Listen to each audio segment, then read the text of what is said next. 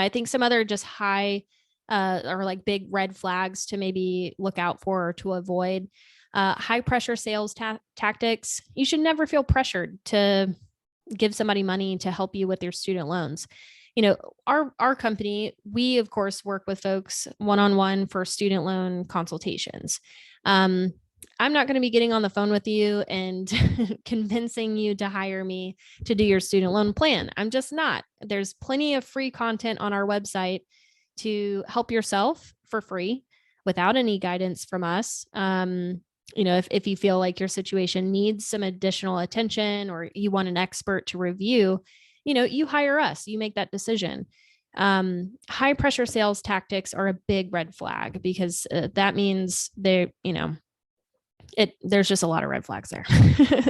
Another red flag is just the business only offers loan consolidation, no other options. They can't explain to you why repay is a better plan for you than income-based repayment. They don't know the differences between. That is a huge red flag. And that's a red flag, I think, in general with a financial professional who says they can help you with student loans, is if they can't articulate your repayment options, like all the options you have available to you, and hone in on what the most optimal plan is for you and why, that you don't feel like they can explain to you very well why they're recommending something, that's a red flag. And I think a good, easy way to figure out if someone is qualified to give you student loan advice, first is if they have a certified student loan professional designation, or CSLP for short. That is a surefire way to know if someone is educated in the student loan repayment planning space. Also, we recommend CFPs, or certified financial planners. That is one of the highest financial planning designations out there. So they may not still be, specialized in student loan planning, but they will at least know that they're not, and they'll be able to refer you maybe to somebody who is. So those are some things to be on the lookout for. Other red flags. So use of verbiage like document preparation service. That's a big red flag. That just means that they prepare the documents that you can do for free on your own. We have plenty of blog posts about how to do recertification, or how to do a consolidation application, or how to submit your employment certification form. All of those things you can do for free and don't put you at risk of fraud or someone lying on your documents without you knowing. And then another red flag we talked about is just providing sensitive information. Never, ever, ever, ever give somebody your username and password to your studentaid.gov account or to your servicer website. Never a third party, never an advisor. You want to be in control of what happens to your student loan account. You don't want something to come about that you're not sure how happened. Like, you want to be the only one who could have had access to that account.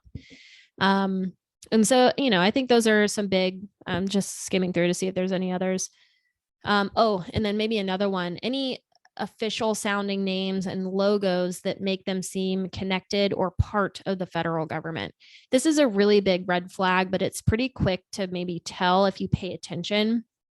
Anything, so like Student Loan Forgiveness Center, that makes it sound like they're legitimate, kind of, but if they don't have the Department of Education like logo on your document or on the email or on their website, they have to clearly, so all the servicers that manage federal loans have to have that logo and have to have the disclosure at the bottom that says that they're an official Department of Education loan servicer. Those are things to look out for. And if a company doesn't have those things on their website, and they're saying that they do, or they're saying that they are affiliated with the Department of Education, then that is a huge red flag. Yeah. So hopefully this is helpful. Hopefully this helps you identify, what things to look out for, what red flags to be aware of. Go with your gut too. I think sometimes that tells you everything you need to know. If you don't feel good about a conversation, hang up, or stop responding to the email and call your student loan servicer directly. If you feel like maybe there is something you need to be paying attention to, hang up, call the number that's on your statement, make sure that that's legitimate. And I think those are some good ways to just make sure you don't fall victim to any student loan scams.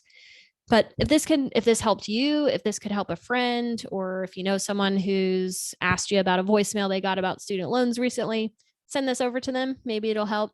Also like and share, like and subscribe. That'll help reach other folks that might find this information helpful. So, but thanks for hanging out with me on this video, and I will see you in the next one.